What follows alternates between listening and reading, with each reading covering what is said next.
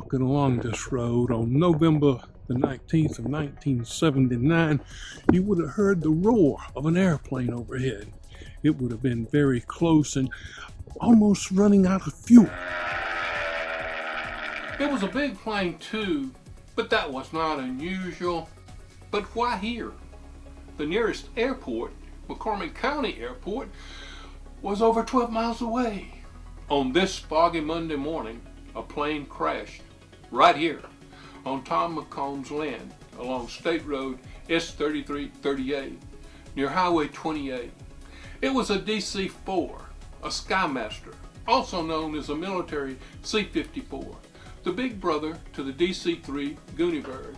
It clipped the tops of the trees at about 200 miles an hour. The wings were sheared off and the nose buried itself. Then it caught fire. A DC-4 is not a small airplane. It has 4 engines and a wingspan of 117 feet. At least 2 men are required to fly it. And on that foggy morning, daybreak, one crashed 12 miles from an airport. Soon after the plane crashed, local folks rushed to the scene. There were all sorts of folks there, including these older ladies from the nearby town of Troy. Many had grocery bags and were picking up some of the contents of the plane which had spilled onto the ground. What were they picking up? They were picking up marijuana, pot.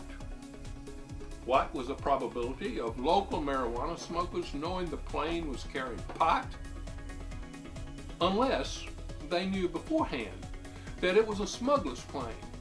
As soon as law enforcement arrived, the area was cordoned off. 2 charred bodies were pulled from the wreckage and were sent to the Medical University of South Carolina in Charleston for identification. Early newspaper accounts erroneously reported that there was a man and a woman in the aircraft, but both pilots were male. They were identified as James R. Davis, 56, of Sherman Oaks, California, and Jack Gudelius, 43, of Homestead, Florida. Davis had 24,200 hours of flight experience. He was no rookie. Gudelius was a regular pilot for Jamaican Air. They found this in the cockpit. On board the plane was over 7 tons of marijuana, valued at $6.5 million in 1979 dollars.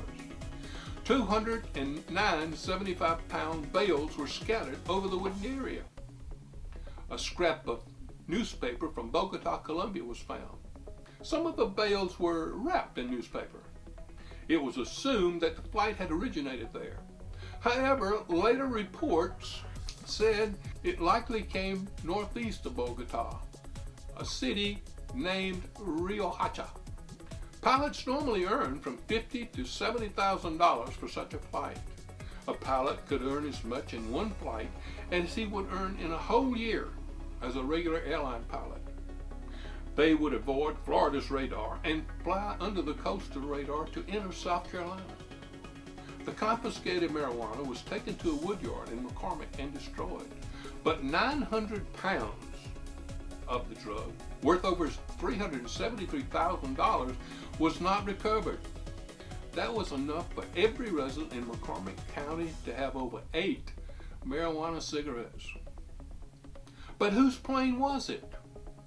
In 1981, in a lawsuit involving Tiburon Aircraft Incorporated of Albuquerque, New Mexico, and Tom McCombs, Tiburon claimed the plane had been stolen by the pilots. According to the court, Tiburon could not prove the theft had occurred.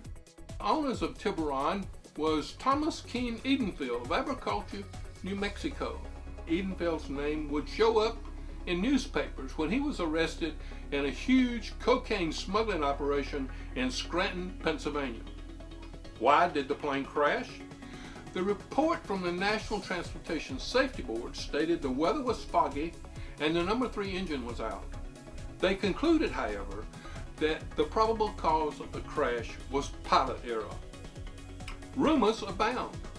One person said that a gasoline delivery truck was seen frequently in the area.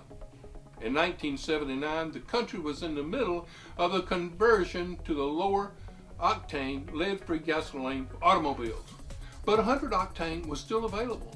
The 1,200 horsepower Pratt & Whitney engines on the DC-4 could operate on 100-octane automotive gasoline. One rumor said a construction company from Greenwood, South Carolina, built the airstrip. Here are some interesting details from a Facebook post. The plane was supposed to land on James Tate Farm in McCormick. It didn't land on it because someone forgot to get up and light the landing lights, causing it to miss the location and run out of fuel, crashing. According to this post, Tate was prosecuted and subsequently sentenced to a prison term. A number of people were arrested for income tax evasion. People who suddenly become wealthy tend to always arouse suspicion. When a man earning near minimum wage buys a racehorse, eyebrows are raised. But the mysteries remain. There were no newspaper stories of arrests in the local newspapers. What local people financed the operation? It would have taken someone who had access to large amounts of cash. The Colombians only dealt in cash. Common practice was to send cash to the suppliers and they would ship the goods. A newspaper article some 25 years later stated that there were no arrests for the crime, but the Facebook post refutes this statement. Some say the financiers of the operation were the very pillars of the community, and people still speak in hushed tones about the crash.